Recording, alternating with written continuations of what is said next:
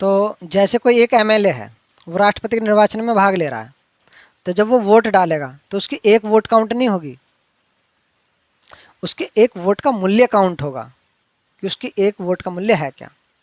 जैसे for example मैं आपको समझाना चाहूँ, जैसे यूपी है यानी उत्तर प्रदेश है, उत्तर प्रदेश का कोई एक एमएलए है, वो राष्ट्रपति के निर्वाचन में भाग ले रहा है, वो अपनी वोट डाल रहा है, तो उसकी वोट का मूल्य कैसे काउंट होगा कि उसकी वोट का मूल्य है क्या।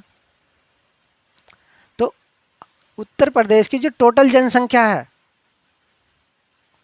ठीक है, उसमें भाग दो किससे, उत्तर प्रदेश में जो जितने भी टोटल एमएलए हैं जो मौजूद हैं विधानसभा में मौजूद हैं, जिनकी जनसंख्या, जैसे करंट में अभी जो है वो प्रेसिडेंट का जो है इलेक्शन होने लगे, तो उस वक्त जो है जो विधानसभा में एमएलए मौजूद हैं जितने भी यूपी की विधानसभा में, तो वो टोटल एमएलए की संख्या से भाग दे दो, किसमें, जो राज्य की जनसंख्या यानी यूपी की जनसंख्या टोटल, उसमें भाग दे दो, और भाग दे के जो आंसर आए उसमें फिर 1000 से भाग दे दो, और जो संख्या प्राप्त होगी ना वो एक एमएलए की वोट का मूल्य होगा। अगर उस एक एमएलए ने वोट डाल दिया तो उसकी एक वोट काउंट नहीं होगी, जो वो आंसर आया ना जैसे मैंने आपको बताया वो काउंट होगा।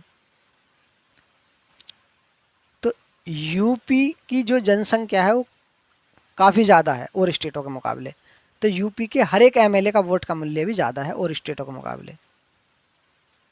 तकरीबन ये मान लीजिए कि आप एक यूपी के जो एक एमएलए के जो वोट का मूल्य है वो आपका आता है 208, तकरीबन 208 एक एमएलए। अगर एक एमएलए वोट डालेगा ना तो एक वोट काउंट नहीं होगी, वो 208 काउंट होगा नंबर। एक एमएलए ने वोट डालती 208 नंबर काउंट हो जाएगा। और टोटल यूपी में जो है 403 विधानसभा की सीटें हैं, 403 जो है कैंडिडेट एक तरीके से राष्ट्रपति के निर्वाचन में वो भाग लेंगे यूपी से। जब एक का वोट का मूल्य है 208, ठीक है, जब एक जना वोट डालेगा तो 208 नंबर काउंट हो गए एकदम। ऐसे 403 जने वोट डालेंगे राष्ट्रपति के निर्वाचन में यूपी स्टेट से, क्योंकि विधानसभा की जो सीटें हैं ना यूपी में वो 403 है, इसलिए। तो 208 एक जने की वोट का मूल्य हो गया और 403 टोटल डालेंगे, तो 403 और 208 को अगर इंटू करेंगे, हम गुना करेंगे तो कितना आएगा, ये तकरीबन आएगा आपका 83,824। तो अकेले यूपी से 83,824 जो है नंबर राष्ट्रपति के खाते में जाएंगे अगर सभी राष्ट्रपति के निर्वाचन में भाग लेते हैं। तो अगर हम सिक्किम की बात करें इसी तरीके से, तो सिक्किम में जो है एक एमएलए की वोट का मूल्य जो है वो 7 है, और विधानसभा की जो सीटें हैं वहाँ पर सिक्किम में वो आपकी 32 हैं। तो 32 जने वोट डालेंगे और एक जने की जो है 7 काउंट होंगी, 7 नंबर काउंट होंगे। तो 7 इंटू 32 अगर हम करें तो चाहते हैं यानी 224। तो 224 जो है सिक्किम से एक तरीके से नंबर जो है राष्ट्रपति के खाते में जाएंगे। यूपी से जो है 83,824, सिक्किम से जो है 224, इसी तरीके से हर स्टेट से जो है ये नंबर जो है राष्ट्रपति को वो जाएंगे। अगर हम टोटल जो 28 राज्य हैं उनके जो एमएलए हैं उनके अगर वोट की वैल्यू देखें तो तकरीबन 5.5 लाख के आसपास आती है, 5,43,231 ये कुछ आती है टोटल 28 राज्य के जो एमएलए हैं उनकी वोट की वैल्यू। और 28 राज्यों में से जो व्यक्ति यानी एमएलए हिस्सा लेते हैं वो 4,033 एमएलए यानी विधायक राष्ट्रपति के निर्वाचन में वो हिस्सा लेते हैं। अब आइए जान लेते हैं कि संसद में जो बैठे हुए व्यक्ति होते हैं, जो सांसद होते हैं, वो राष्ट्रपति के निर्वाचन में किस तरीके से हिस्सा लेते हैं। हम सभी जानते हैं संसद के 3 अंग होते हैं, लोकसभा, राज्यसभा और राष्ट्रपति। तो राष्ट्रपति का निर्वाचन है तो लोकसभा और राज्यसभा 2 सदन हो गए, 2 भाग हो गए, ठीक है, राष्ट्रपति को छोड़कर। तो लोकसभा और राज्यसभा में जो सदस्य होते हैं वो सभी सदस्य भाग नहीं लेते, केवल निर्वाचित सदस्य ही यानी निर्वाचित सांसद ही राष्ट्रपति के निर्वाचन में भाग लेते हैं। और निर्वाचित के अलावा और कौन से होते हैं? मनोनीत होते हैं। लोकसभा में 2 सदस्य जो है मनोनीत किए जाते हैं राष्ट्रपति द्वारा। अब नहीं किए जाते, पहले किए जाते थे। 2 एग्लो इंडियन। अभी एग्लो इंडियन कौन थे तो जो राष्ट्रपति द्वारा मनोनीत किए जाते थे, जो राष्ट्रपति के निर्वाचन में भाग नहीं लेते। अब नहीं लेते, पहले लेते थे। एग्लो इंडियन होते थे तो जैसे पहले जब हमारे देश में अंग्रेज रहा करते थे ना, तो अंग्रेज जो है, कुछ अंग्रेज जो है भारतीय नारियों से जो है, स्त्रियों से शादी कर लिया करते थे। तो उनसे जन्मा जो बच्चा वो एग्लो इंडियन कहा जाता था। तो उनकी भी इस तरीके के जो परिवार होते थे, उनकी भी कोई बात सुने, उनका भी प्रतिनिधित्व हो देश के शासन में। तो इसलिए जो है 2 जो पद यानी 2 शख्स जो है एग्लो इंडियन के रखे गए। यानी एग्लो इंडियन ऐसा व्यक्ति जिसकी माँ जो है वो भारतीय है और पिता विदेशी है यानी अंग्रेज, तो वो व्यक्ति एग्लो इंडियन कहा जाता था। तो ऐसे 2 व्यक्ति जो है राष्ट्रपति चुनता था, उसे शक्ति होती थी। राष्ट्रपति खुद नहीं, वो प्रधानमंत्री के कहने पर जो है राष्ट्रपति चुनता, सेलेक्ट करता है। तो ये तो हो गया, लोकसभा में 2 व्यक्ति चुनता था राष्ट्रपति।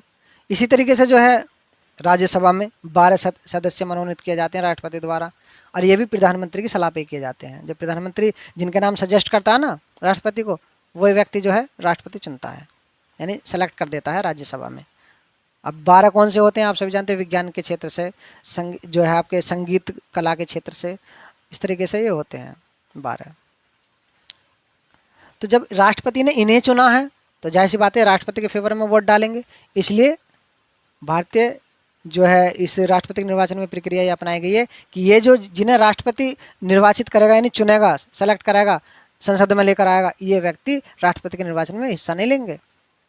जब राष्ट्रपति ने इनको चुना है, इन्हें सेलेक्ट किया है, तो ये राष्ट्रपति को ही वोट डालेंगे, इसलिए ये हिस्सा ही नहीं लेंगे। कौन लेंगे? जो निर्वाचित हुए हैं राष्ट्रपति के अलावा, जो वैसे निर्वाचित होकर आए हैं सांसद, वो डालेंगे राष्ट्रपति के निर्वाचन में, यानी हिस्सा लेंगे, वो वोट डालेंगे। अब एक सांसद की वोट का मूल्य कैसे काउंट होगा उसको देख लेते। लोकसभा में जो निर्वाचित सदस्य होते हैं वो 543 हैं। 2 एग्लो इंडियन जो हिस्सा नहीं लेते, 2 जने 543 हिस्सा लेते हैं राष्ट्रपति के निर्वाचन। और राज्यसभा में 233 सांसद होते हैं, और 12 जो है वो राष्ट्रपति द्वारा निर्वाचित होते हैं। वो 12 जने तो भाग लेते ही नहीं हैं, तो जो 233 हैं राज्यसभा के सांसद वो लेते हैं। तो 233 और 543 टोटल 776 हो गए। तो संसद से टोटल 776 जने राष्ट्रपति के निर्वाचन में हिस्सा लेते हैं। अभी जो 776 सांसद हैं, अब इनकी एक जने का वोट का मूल्य आका जाएगा कि एक जने का वोट का मूल्य होगा कितना। जैसे हमारे देश में राष्ट्रपति का निर्वाचन हो रहा है, ठीक है, तो उस वक्त जो है हमारे देश के जो 28 स्टेट हैं, राज्य हैं, उन राज्यों में जो विधानसभाएं हैं, उन विधानसभाओं में जो मौजूद एमएलए हैं यानी विधायक हैं, उनके टोटल जितने भी स्टेट हैं, उन सभी स्टेटों के जो एमएलए हैं यानी विधायक हैं, उनके जो वोट का मूल्य है टोटल, जैसा मैंने आपको बताया, वो 5.5 लाख के आसपास, 5,43,231 कुछ, तो ये टोटल वोट का मूल्य है। इसमें भाग दिया जाएगा किससे? संसद में जो आपके निर्वाचित सांसद हैं उनकी संख्या से, यानी 776 से। जब 776 से हम 5,43,231 में भाग देंगे तो आपकी संख्या आएगी लगभग 700 कुछ।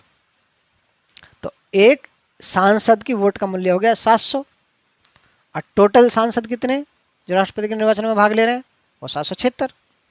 तो 776 अगर हम, अरे 700 को अगर इंटू करें, गुना करें, एक सांसद की वोट का मूल्य 700, तो 776 की उस सांसदों का वोट का मूल्य 776 इंटू 700 अगर करते हैं तो तकरीबन बैठेगा आपका यही 5.5 लाख के आसपास, 5,43,200 कुछ। तो सांसदों के वोट का मूल्य टोटल कितना आया? 5,43,200। और राज्य के जो एमएलए आपके विधायक हैं उनकी वोट का मूल्य कितना है? 5,43,231। तो ये अगर इन टोटल वोट की वैल्यू को काउंट करें तो टोटल होता है तकरीबन आपका 10,86,431। तो ये टोटल वोट का जो मूल्य है ये राष्ट्रपति के निर्वाचन में हिस्सा लेता है। अब इसमें से कितने वोट राष्ट्रपति को मिलेंगे ये निर्वाचन प्रक्रिया में पता पड़ता है, जब निर्वाचन प्रक्रिया में वोट काउंट होती है। अब किस तरीके से वोट काउंट होती हैं आइए इसके बारे में जान लेते हैं।